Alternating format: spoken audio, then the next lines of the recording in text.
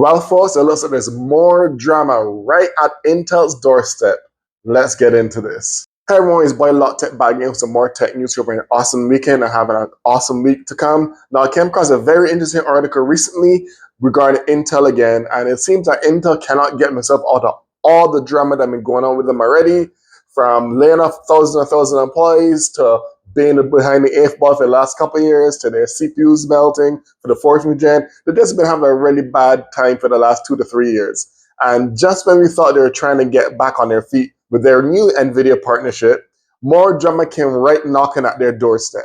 Now, we already know about Gelsinger. He already left a while ago. And now there's Lit Bhutan is now the head CEO, the CEO of Intel.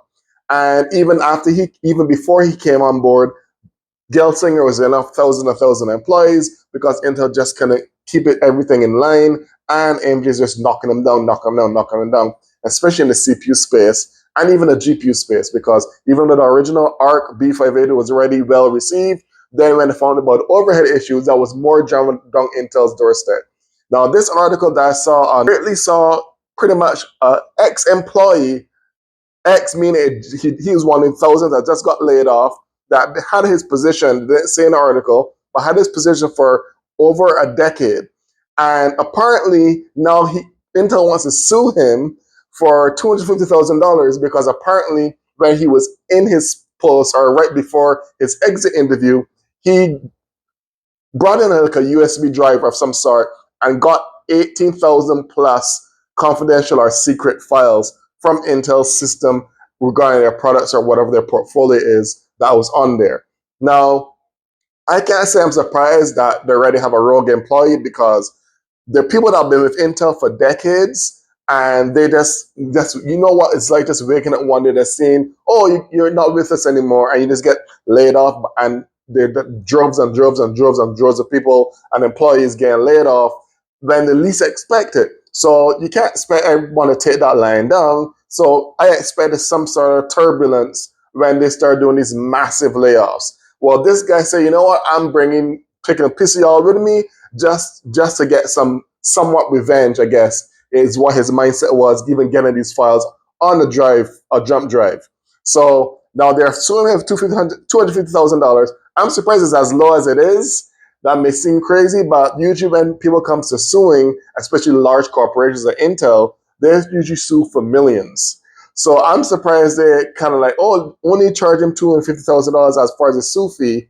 So I'm not saying it's right or condoning stealing confidential files, but what do you expect was going to happen, Intel? I knew someone or some person was at some point with all massive layoffs. We're going to get their get back with y'all doing these pop-up surprise laid off waves and waves and waves of employees. So I personally don't think that he is going to be the first person that tries some sort of shady stuff in the exit if they get laid off.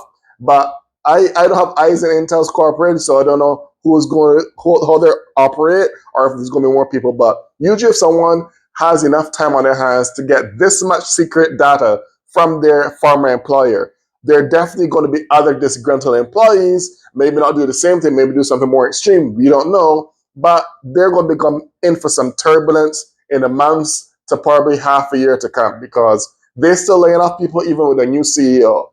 So I thought this was interesting, and I just was surprised mainly because of the fee, how it's so low.